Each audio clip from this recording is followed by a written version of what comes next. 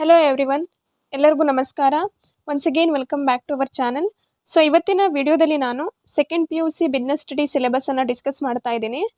So business ಸ್ಟಡೀಸಲ್ಲಿ ಇರುವಂತಹ total number of chapters ಅಂತ ಹೇಳಿದ್ರೆ 12. ಸೊ ಅದರಲ್ಲಿರುವಂತಹ ಫಸ್ಟ್ ಚಾಪ್ಟರ್ ಅಂತ ಹೇಳಿದ್ರೆ nature and significance of management. ಇದನ್ನು ಕನ್ನಡದಲ್ಲಿ ಹೇಳಬೇಕಾದ್ರೆ ನಿರ್ವಹಣೆಯ ಸ್ವರೂಪ ಮತ್ತು ಮಹತ್ವ ಅಂತ ಹೇಳಿ ಕರಿತೀವಿ. So then what do you mean by management? Management ಅಂತ ಹೇಳಿದ್ರೆ ಏನು, ನಿರ್ವಹಣೆ ಅಂತ ಹೇಳಿದ್ರೆ ಏನು? So management is nothing but it is a process of getting things done in order to achieve organisational objectives effectively and efficiently. ಯಾವುದೇ ರೀತಿಯಾಗಿರುವಂತಹ business organisation ಇರಲಿ, ಅದು ಸ್ಮಾಲ್ ಸ್ಕೇಲ್ ಬಿಸ್ನೆಸ್ ಆರ್ಗನೈಸೇಷನ್ ಇರಲಿ, ಲಾರ್ಜ್ ಸ್ಕೇಲ್ ಬಿಸ್ನೆಸ್ ಆರ್ಗನೈಸೇಷನ್ ಇರಲಿ, ಅಥವಾ medium scale business organisation ಇರಲಿ, ಪ್ರತಿಯೊಂದು business ಆರ್ಗನೈಸೇಷನಲ್ಲೂ ಕೂಡ ನಾವು ಮ್ಯಾನೇಜ್ಮೆಂಟನ್ನು ಇಂಪ್ಲಿಮೆಂಟ್ ಮಾಡ್ತೀವಿ. ಪ್ರತಿಯೊಂದು ಬಿಸ್ನೆಸ್ ಆರ್ಗನೈಸೇಷನ್ನು ಕೂಡ ಒಂದೊಂದು ಗೋಲ್ಸ್ ಅಂತ ಹೇಳಿ ಸೆಟ್ ಮಾಡ್ತಾರೆ, ಒಂದೊಂದು ಆಬ್ಜೆಕ್ಟಿವ್ಸ್ ಅಂತ ಹೇಳಿ ಸೆಟ್ ಮಾಡ್ತಾರೆ. ಆ ಆಬ್ಜೆಕ್ಟಿವ್ಸು, ಆ ಗೋಲ್ಸನ್ನು ನಾವು ರೀಚ್ ಮಾಡಬೇಕು ಅಂತ ಹೇಳಿದ್ರೆ ಅಲ್ಲಿ ನಾವು ಮ್ಯಾನೇಜ್ಮೆಂಟನ್ನು ಇಂಪ್ಲಿಮೆಂಟ್ ಮಾಡಲೇಬೇಕಾಗತ್ತೆ. ಮ್ಯಾನೇಜ್ಮೆಂಟನ್ನು ನಾಟ್ ಓನ್ಲಿ ಇನ್ ಬಿಸ್ನೆಸ್, ಇದನ್ನು ಬಿಸ್ನೆಸ್ಸಲ್ಲಿ ಅಷ್ಟೇ ಇಂಪ್ಲಿಮೆಂಟ್ ಮಾಡೋದಿಲ್ಲ, ಇದನ್ನು ಬೇರೆ ಬೇರೆ ಫೀಲ್ಡಲ್ಲೂ ಕೂಡ ಇಂಪ್ಲಿಮೆಂಟ್ ಮಾಡ್ತಾರೆ. ಅದು ಸ್ಕೂಲ್ಸ್ ಆಗಿರಲಿ, ಹಾಸ್ಪಿಟಲ್ಸ್ ಆಗಿರಲಿ, ಬಿಸ್ನೆಸ್ ಆಗಿರಲಿ, ಪ್ರತಿಯೊಂದು ಫೀಲ್ಡಲ್ಲೂ ಕೂಡ ಮ್ಯಾನೇಜ್ಮೆಂಟನ್ನು ಇಂಪ್ಲಿಮೆಂಟ್ ಮಾಡೇ ಮಾಡ್ತಾರೆ. ಮ್ಯಾನೇಜ್ಮೆಂಟ್ ಇಲ್ಲ ಅಂತ ಹೇಳಿದ್ರೆ ಅಥವಾ ಮ್ಯಾನೇಜ್ಮೆಂಟ್ ಅಬ್ಸೆನ್ಸಲ್ಲಿ ನಾವು ನಮ್ಮ ಆರ್ಗನೈಸೇಷನಲ್ ಗೋಲ್ಸನ್ನಾಗಲಿ ಅಥವಾ ಆರ್ಗನೈಸೇಷನ್ ಆಬ್ಜೆಕ್ಟಿವ್ಸನ್ನಾಗಲಿ ರೀಚ್ ಮಾಡ್ಲಿಕ್ಕೆ ಆಗೋದಿಲ್ಲ. ಅದೇ ರೀತಿ ಬಿಸ್ನೆಸ್ ಸಕ್ಸಸ್ ಆಗಬೇಕು ಅಂತ ಹೇಳಿದ್ರೆ ಅಲ್ಲಿ ಮ್ಯಾನೇಜ್ಮೆಂಟ್ ಅನ್ನೋದು ಇರಲೇಬೇಕಾಗುತ್ತೆ. ಸೊ ಈ ಒಂದು nature and significance of management ಇದರಲ್ಲಿರುವಂತಹ ಅದರ್ ಕಾನ್ಸೆಪ್ಟ್ ಅಂತ ಹೇಳಿದ್ರೆ importance of management, objectives of management, functions of management, coordination, essence of coordination, importance of coordination, ಈ ಎಲ್ಲ ಕಾನ್ಸೆಪ್ಟು ಇದರಲ್ಲಿ ಕವರ್ ಆಗುತ್ತೆ. Going to your second chapter, that is principles of management. ಇದನ್ನು ಕನ್ನಡದಲ್ಲಿ ಹೇಳಬೇಕು ಅಂತ ಹೇಳಿದ್ರೆ ನಿರ್ವಹಣೆಯ ತತ್ವಗಳು ಅಂತ ಹೇಳಿ ಕರಿತೀವಿ. ನಾವು ಬಿಸ್ನೆಸ್ಸಲ್ಲಿ ಹೇಗೆ ಮ್ಯಾನೇಜ್ಮೆಂಟನ್ನು ಇಂಪ್ಲಿಮೆಂಟ್ ಮಾಡ್ತೀವಿ, ಅದೇ ರೀತಿ ನಾವು ಬಿಸ್ನೆಸ್ಸಲ್ಲಿ ಸರ್ಟನ್ ಪ್ರಿನ್ಸಿಪಲ್ಸನ್ನು ಫಾಲೋ ಮಾಡ್ತೀವಿ. ಈ ಪ್ರಿನ್ಸಿಪಲ್ಸ್ ಯಾರು ಕೊಟ್ಟಿರ್ತಾರೆ ಅಂತ ಹೇಳಿದ್ರೆ ಯೂಶ್ವಲಿ ಮ್ಯಾನೇಜ್ಮೆಂಟ್ ಥಿಂಕರ್ಸ್ ಕೊಟ್ಟಿರ್ತಾರೆ. ಅದು FW ಟೇಲರ್ ಆಗಿರ್ಬೋದು, ಹೆನ್ರಿ ಫಯೋಲ್ ಆಗಿರ್ಬೋದು, ಪೀಟರ್ ಡ್ರಕ್ಕರ್ ಆಗಿರ್ಬೋದು, ಅಥವಾ ಅಬ್ರಾಹಿಂ ಮಾಸ್ಲೋ ಆಗಿರ್ಬೋದು. ಇವರೆಲ್ಲರೂ ಸೇರಿ ನಮ್ಮ ಒಂದು ಮ್ಯಾನೇಜ್ಮೆಂಟಿಗೆ ಸರ್ಟನ್ ಪ್ರಿನ್ಸಿಪಲ್ಸನ್ನು ಕೊಟ್ಟಿದ್ದಾರೆ. ಹಾಗಾದರೆ ಏನಿದು ಪ್ರಿನ್ಸಿಪಲ್ಸ್ ಆಫ್ ಮ್ಯಾನೇಜ್ಮೆಂಟ್ ಅಂತ ಹೇಳಿದ್ರೆ ಏನು? Principles of management is nothing but it is a statement which generally provides guidelines to the managers and it helps to take certain decisions and actions. Usually principles of management certain guidelines ಅನ್ನು ಕೊಡುತ್ತೆ. Usually ಮ್ಯಾನೇಜರ್ಸ್ಗೆ ಯಾರು ಇರ್ತಾರಲ್ಲ ಬಿಸ್ನೆಸ್ಸಲ್ಲಿ ಅವರಿಗೆ ಗೈಡ್ಲೈನ್ಸನ್ನು ಕೊಡುತ್ತೆ. ಈ guidelines ನಮ್ಮ ಒಂದು ಬಿಸ್ನೆಸ್ಸಲ್ಲಿ important ಡಿಸಿಷನನ್ನು ತಗೊಳ್ಳಿಕ್ಕೆ ಹೆಲ್ಪ್ ಮಾಡುತ್ತೆ. So this is about your second chapter, that is principles of management. Third chapter of business studies is business environment. ಇದನ್ನು ಕನ್ನಡದಲ್ಲಿ ಹೇಳಬೇಕು ಅಂತ ಹೇಳಿದ್ರೆ ವ್ಯವಹಾರ ಪರಿಸರ ಅಂತ ಹೇಳಿ ಹೇಳ್ತೀವಿ. ಒಂದು ಬಿಸ್ನೆಸ್ ಸಕ್ಸಸ್ಫುಲಿ ರನ್ ಆಗಬೇಕು ಅಂತ ಹೇಳಿದ್ರೆ ಬಿಸ್ನೆಸ್ ಎನ್ವಿರಾನ್ಮೆಂಟ್ ಅನ್ನೋದು ಇಂಪಾರ್ಟೆಂಟ್ ರೋಲನ್ನು ಪ್ಲೇ ಮಾಡುತ್ತೆ. ಎನ್ವಿರಾನ್ಮೆಂಟ್ ಅಂತ ಹೇಳಿ ಬಂದಾಗ ನ್ಯಾಚುರಲ್ ಎನ್ವಿರಾನ್ಮೆಂಟ್ ಅಷ್ಟೇ ಅಲ್ಲದೆ ಬಿಸ್ನೆಸ್ಸಲ್ಲಿ ಇರುವಂಥ ಎನ್ವಿರಾನ್ಮೆಂಟನ್ನು ನಾವು 2 ಟೈಪ್ಸಲ್ಲಿ ಡಿವೈಡ್ ಮಾಡ್ತೀವಿ. ಫಸ್ಟ್ ಒನ್ ಅಂತ ಹೇಳಿದ್ರೆ ಇಂಟರ್ನಲ್ ಎನ್ವಿರಾನ್ಮೆಂಟ್, ಸೆಕೆಂಡ್ ಒನ್ ಅಂತ ಹೇಳಿದ್ರೆ external environment. Internal environment as the name itself indicate, internal ಅಂತ ಹೇಳಿದ್ರೆ ಏನು, within the business organisation. External ಅಂತ ಹೇಳಿದ್ರೆ ಏನು, outside the business organisation. So internal business environment ಅಂತ ಹೇಳಿದ್ರೆ ಬಿಸ್ನೆಸ್ಸಲ್ಲಿರುವಂತಹ ಕೆಲವೊಂದು ಆ್ಯಕ್ಟಿವಿಟೀಸನ್ನು, ಅಂದರೆ ಬಿಸ್ನೆಸ್ ಒಳಗಡೆ ಇರುವಂತಹ ಕೆಲವೊಂದು ಆ್ಯಕ್ಟಿವಿಟೀಸನ್ನು ನಾವು ಕಂಟ್ರೋಲ್ ಮಾಡಲಿಕ್ಕಾದರೆ ಅದನ್ನು ನಾವು ಇಂಟರ್ನಲ್ ಎನ್ವಿರಾನ್ಮೆಂಟ್ ಅಂತ ಹೇಳಿ ಹೇಳ್ತೀವಿ. ಎಕ್ಸ್ಟರ್ನಲ್ ಎನ್ವಿರಾನ್ಮೆಂಟ್ ಅಂತ ಹೇಳಿದ್ರೆ ಕೆಲವೊಂದು ಬಿಸ್ನೆಸ್ಸಲ್ಲಿ ಇರುವಂಥ ಔಟ್ಸೈಡ್ ಆ್ಯಕ್ಟಿವಿಟೀಸನ್ನು ನಾವು ಕಂಟ್ರೋಲ್ ಮಾಡಲಿಕ್ಕೆ ಆಗೋದಿಲ್ಲ. For example government, consumers, other business firm, competitors, ಇವರನ್ನೆಲ್ಲ ನಾವು ಕಂಟ್ರೋಲ್ ಮಾಡಲಿಕ್ಕೆ ಆಗೋದಿಲ್ಲ. ಈಗ ಗೌರ್ಮೆಂಟ್ ಏನಾದರೂ ಹೊಸ ರೂಲ್ಸ್ ಆ್ಯಂಡ್ ರೆಗ್ಯುಲೇಷನ್ಸ್ ತಂತು ಅಂತ ಹೇಳಿದ್ರೆ ಯೂಶ್ವಲಿ ನಾವು ಆ ಬಿಸ್ನೆಸ್ಸಲ್ಲಿ ಆ ರೂಲ್ಸ್ ಆ್ಯಂಡ್ ರೆಗ್ಯುಲೇಷನ್ಸನ್ನು ಇಂಪ್ಲಿಮೆಂಟ್ ಮಾಡಬೇಕಾಗತ್ತೆ. That is known as your external environment. In simple words V can say that business environment means the sum of total of all individuals, institutions and other force that are outside the control of business environment but they may affect its performance. Moving to your fourth chapter, that is planning. ಇದನ್ನು ಕನ್ನಡದಲ್ಲಿ ಹೇಳಬೇಕು ಅಂತ ಹೇಳಿದ್ರೆ ಯೋಜಿಸುವಿಕೆ ಅಂತ ಹೇಳ್ಬೋದು. ಯಾವುದೇ organisation ಇರಲಿ, ಅದು ಪ್ರೈವೇಟ್ ಆರ್ಗನೈಸೇಷನ್ ಇರಲಿ ಅಥವಾ ಪಬ್ಲಿಕ್ ಆರ್ಗನೈಸೇಷನ್ ಇರಲಿ, ಪ್ರತಿಯೊಂದು ಆರ್ಗನೈಸೇಷನು ಒಂದು ಆಬ್ಜೆಕ್ಟಿವ್ಸ್ ಅಥವಾ ಟಾರ್ಗೆಟ್ಸನ್ನು ಸೆಟ್ ಮಾಡಾದಮೇಲೆ ನೆಕ್ಸ್ಟ್ ಸ್ಟೆಪ್ ಅಂತ ಹೇಳಿದ್ರೆ ಆ ಆಬ್ಜೆಕ್ಟಿವ್ಸ್ ಮತ್ತು ಟಾರ್ಗೆಟ್ಸನ್ನು ರೀಚ್ ಮಾಡಲಿಕ್ಕೆ ಪ್ಲ್ಯಾನ್ ಮಾಡುತ್ತೆ. ಯಾವುದೇ ರೀತಿ ಆರ್ಗನೈಸೇಷನ್ನು ಪ್ಲ್ಯಾನಿಂಗ್ ಇಲ್ಲದೆ ತಮ್ಮ ಆ್ಯಕ್ಟಿವಿಟೀಸನ್ನು ಮಾಡಲಿಕ್ಕೆ ಆಗೋದಿಲ್ಲ. ಫಾರ್ ಎಕ್ಸಾಂಪಲ್ ಗವರ್ಮೆಂಟನ್ನು ನೀವು ತೊಗೊಳ್ಬೋದು. ಗೌರ್ಮೆಂಟ್ ಏನು ಮಾಡುತ್ತೆ ಅಂತ ಹೇಳಿದ್ರೆ ಯೂಶ್ವಲಿ 5 ಇಯರ್ ಪ್ಲ್ಯಾನ್ಸ್ ಅಂತ ಮಾಡುತ್ತೆ. ಅದೇ ರೀತಿ ಪ್ರೈವೇಟ್ ಆರ್ಗನೈಸೇಷನ್ ಇರ್ಬೋದು, ಅದೇ ರೀತಿ ಪಬ್ಲಿಕ್ ಆರ್ಗನೈಸೇಷನ್ ಇರ್ಬೋದು. ಪ್ರತಿಯೊಂದು ಆರ್ಗನೈಸೇಷನ್ ಕೂಡ ಒಂದು ಆರ್ಗನೈಸೇಷನಲ್ ಗೋಲ್ಸನ್ನು ರೀಚ್ ಮಾಡಬೇಕು ಅಂತ ಹೇಳಿದ್ರೆ ಪ್ರಾಪರ್ ಆಗಿ ಪ್ಲ್ಯಾನಿಂಗ್ ಮಾಡೇ ಮುಂದುವರಿಯುತ್ತೆ ಅಂತ ಹೇಳ್ಬೋದು. ಹಾಗಿದ್ರೆ ಪ್ಲ್ಯಾನಿಂಗ್ ಅಂತ ಹೇಳಿದ್ರೆ ಏನು? ಪ್ಲ್ಯಾನಿಂಗ್ ಅಂತ ಹೇಳಿದ್ರೆ it is a process of setting objectives and targets and formulating an action plan in order to achieve the organisational objectives. ಒಂದು ಆರ್ಗನೈಸೇಷನಲ್ ಗೋಲ್ಸನ್ನು ರೀಚ್ ಮಾಡಬೇಕು ಅಂತ ಹೇಳಿದ್ರೆ ನಾವು ಆರ್ಗನೈಸೇಷನಲ್ಲಿ ಏನು ಪ್ಲ್ಯಾನ್ ಮಾಡ್ತೀವಲ್ಲ, what to do, when to do, how to do, ಅದನ್ನೇ ನಾವು ಪ್ಲ್ಯಾನಿಂಗ್ ಅಂತ ಕರಿತೀವಿ. Next chapter of business study is organising. ಇದನ್ನು ಕನ್ನಡದಲ್ಲಿ ಹೇಳಬೇಕು ಅಂತ ಹೇಳಿದ್ರೆ ಸಂಘಟಿಸುವಿಕೆ ಅಂತ ಕರೀತಾರೆ. ಸೊ ಯೂಶ್ವಲಿ ಬಿಸ್ನೆಸ್ ಆರ್ಗನೈಸೇಷನಲ್ಲಿ ಒಂದ್ಸಲ ಆಬ್ಜೆಕ್ಟಿವ್ಸನ್ನು ಸೆಟ್ ಮಾಡಾದಮೇಲೆ, ಪ್ಲ್ಯಾನ್ಸನ್ನು ಮಾಡಾದಮೇಲೆ ನೆಕ್ಸ್ಟ್ ಸ್ಟೆಪ್ ಏನು ಮಾಡ್ತೀವಿ ಅಂತ ಹೇಳಿದರೆ ನಾವು ಇರುವಂಥ ರಿಸೋರ್ಸಸನ್ನು ಆರ್ಗನೈಸ್ ಮಾಡ್ತೀವಿ. ಇರುವಂಥ ರಿಸೋರ್ಸಸ್ ಅಂತ ಹೇಳಿದ್ರೆ ಯಾವುದು? ಅದು ಹ್ಯೂಮನ್ ರಿಸೋರ್ಸ್ ಆಗಿರ್ಬೋದು, ಅಥವಾ ಅದು ನ್ಯಾಚುರಲ್ ರಿಸೋರ್ಸಸ್ ಆಗಿರ್ಬೋದು, ಅಥವಾ ಅದು ಮೆಟೀರಿಯಲ್ ರಿಸೋರ್ಸಸ್ ಆಗಿರ್ಬೋದು. ಯಾವ ಆ್ಯಕ್ಟಿವಿಟಿಗೆ ಎಷ್ಟು ರಿಸೋರ್ಸಸ್ ಬೇಕಾಗುತ್ತೆ, ಯಾವ ಆ್ಯಕ್ಟಿವಿಟಿಗೆ ಎಷ್ಟು ಹ್ಯೂಮನ್ ರಿಸೋರ್ಸ್ ಬೇಕಾಗುತ್ತೆ ಅಂತ ಆರ್ಗನೈಸ್ ಮಾಡ್ತೀವಿ. ಸೊ ಈ ಒಂದು ಪ್ರೊಸೆಸ್ಸಿಗೆ ನಾವು ಆರ್ಗನೈಸಿಂಗ್ ಅಂತ ಕರಿತೀವಿ. In simple terms V can say that organizing is a process which coordinates human efforts, assembles resources and integrates both into a unified whole to be utilized for achieving specified objectives. So this is known about your organizing chapter. Next important chapter of business study is staffing. Staffing ಅಂತ ಹೇಳಿದ್ರೆ usually ನಾವು ಆರ್ಗನೈಸೇಷನಲ್ಲಿ ಇರುವಂತಹ ಎಂಪ್ಲಾಯೀಸಿಗೆ ಕರೆಕ್ಟಾಗಿ ಅವರ qualification ಪ್ರಕಾರ ಅವರಿಗೆ ಜಾಬನ್ನು ಅಥವಾ ಡೆಸಿಗ್ನೇಷನನ್ನು ಕೊಡುವಂಥ ಪ್ರೊಸೆಸ್ಸಿಗೆ ನಾವು ಸ್ಟಾಫಿಂಗ್ ಅಂತ ಕರಿತೀವಿ. ಸೊ ಯೂಶ್ವಲಿ ಬೇಕಾದಷ್ಟು ಎಂಪ್ಲಾಯೀಸ್ ಆರ್ಗನೈಸೇಷನಲ್ಲಿ ಇರ್ತಾರೆ.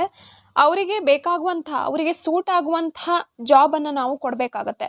ಒಂದು ವೇಳೆ ನಾವು ಅವರಿಗೆ ಸೂಟ್ ಆಗುವಂಥ ಜಾಬ್ ಕೊಡದೇ ಇದ್ದಾಗ ನಮ್ಮ ಒಂದು ಆರ್ಗನೈಸೇಷನಲ್ ಆಬ್ಜೆಕ್ಟಿವ್ಸನ್ನು ನಾವು ಅಚೀವ್ ಮಾಡಲಿಕ್ಕೆ ಆಗೋದಿಲ್ಲ.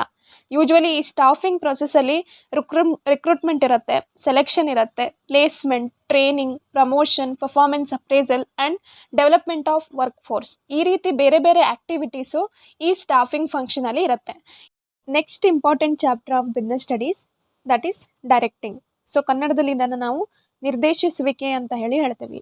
ಸೊ ಒಂದ್ಸಲ ಆರ್ಗನೈಸೇಷನಲ್ಲಿ ನಾವು ಆಬ್ಜೆಕ್ಟಿವ್ಸನ್ನು ಸೆಟ್ ಮಾಡಾದಮೇಲೆ ನೆಕ್ಸ್ಟ್ ಇಂಪಾರ್ಟೆಂಟ್ ರೋಲ್ ಅಂತ ಹೇಳಿದ್ರೆ ಆ್ಯಸ್ ಅ ಮ್ಯಾನೇಜರ್ ಆಗಿ ನಾವು ಎಂಪ್ಲಾಯೀಸಿಗೆ ಪ್ರಾಪರ್ ಆಗಿ ಡೈರೆಕ್ಷನನ್ನು ಕೊಡಬೇಕಾಗತ್ತೆ, ಗೈಡೆನ್ಸನ್ನು ಕೊಡಬೇಕಾಗತ್ತೆ, ಇನ್ಸ್ಟ್ರಕ್ಷನನ್ನು ಕೊಡಬೇಕಾಗತ್ತೆ, ಕೆಲವೊಂದು ಮೋಟಿವೇಶನನ್ನು ಅವರಿಗೆ ಕೊಡಬೇಕಾಗತ್ತೆ.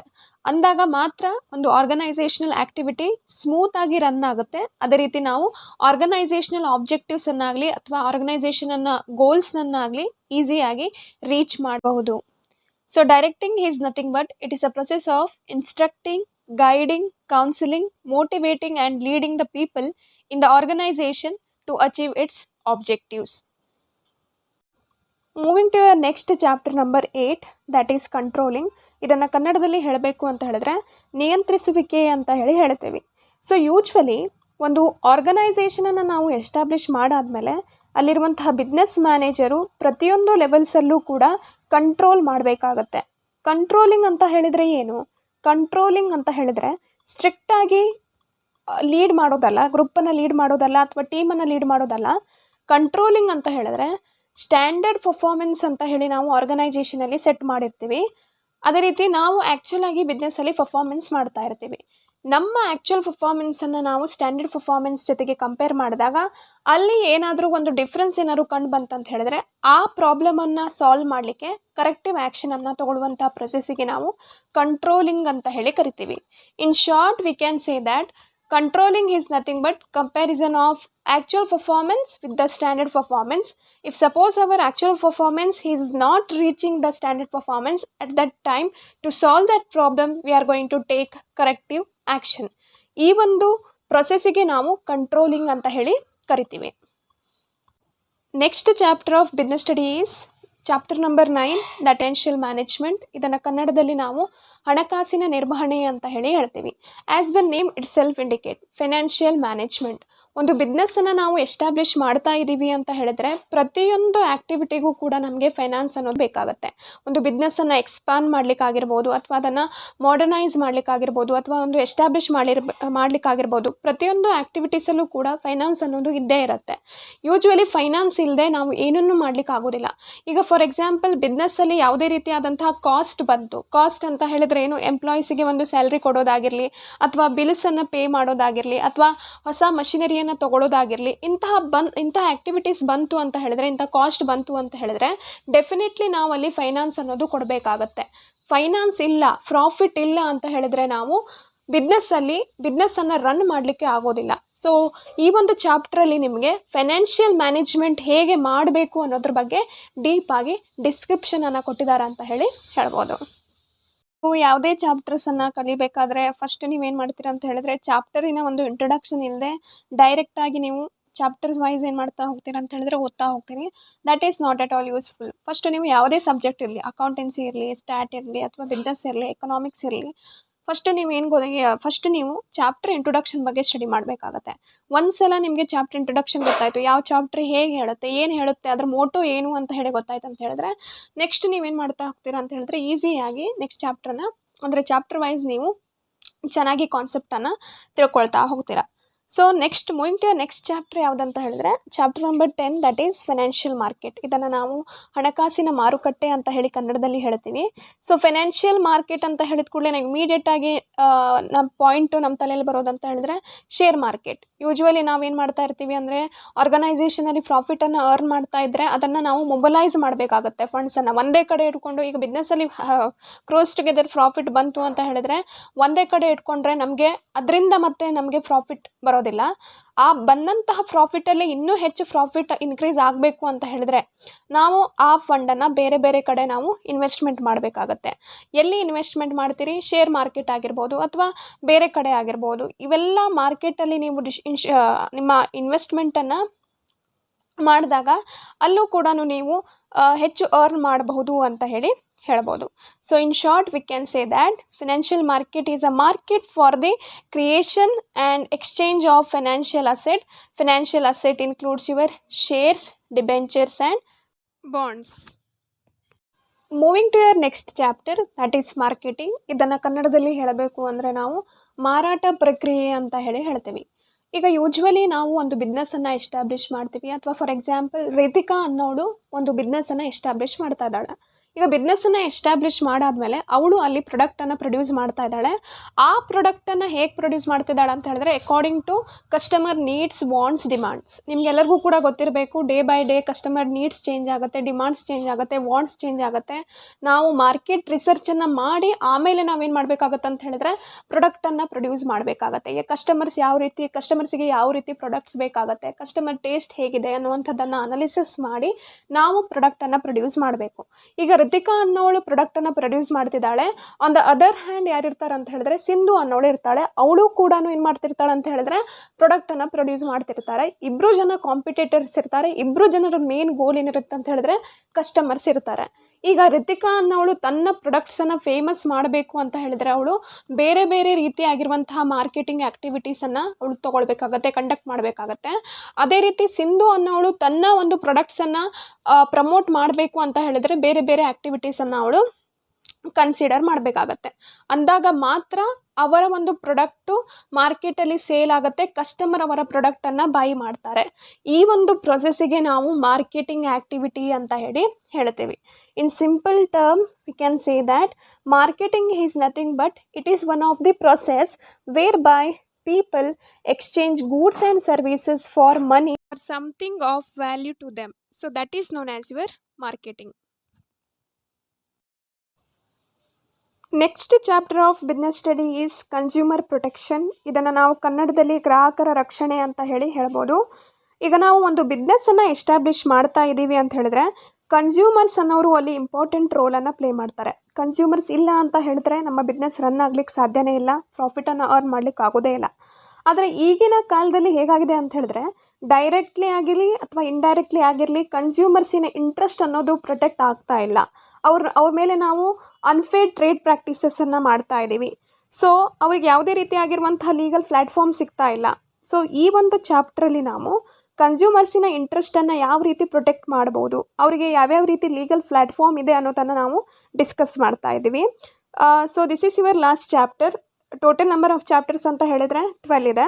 ಬಿಸ್ನೆಸ್ ಸ್ಟಡೀಸ್ ಅನ್ನೋದು ತುಂಬ ಡಿಫಿಕಲ್ಟ್ ಅಲ್ಲ, ಅದು ತುಂಬಾ ಈಸಿ ಇದೆ. ಡಿಫಿಕಲ್ಟ್ ಅಂತ ಹೇಳ್ಕೊಂಡು ಕುಂತ್ರೆ ಎಲ್ಲನೂ ಕೂಡ ಡಿಫಿಕಲ್ಟ್ ಆಗುತ್ತೆ.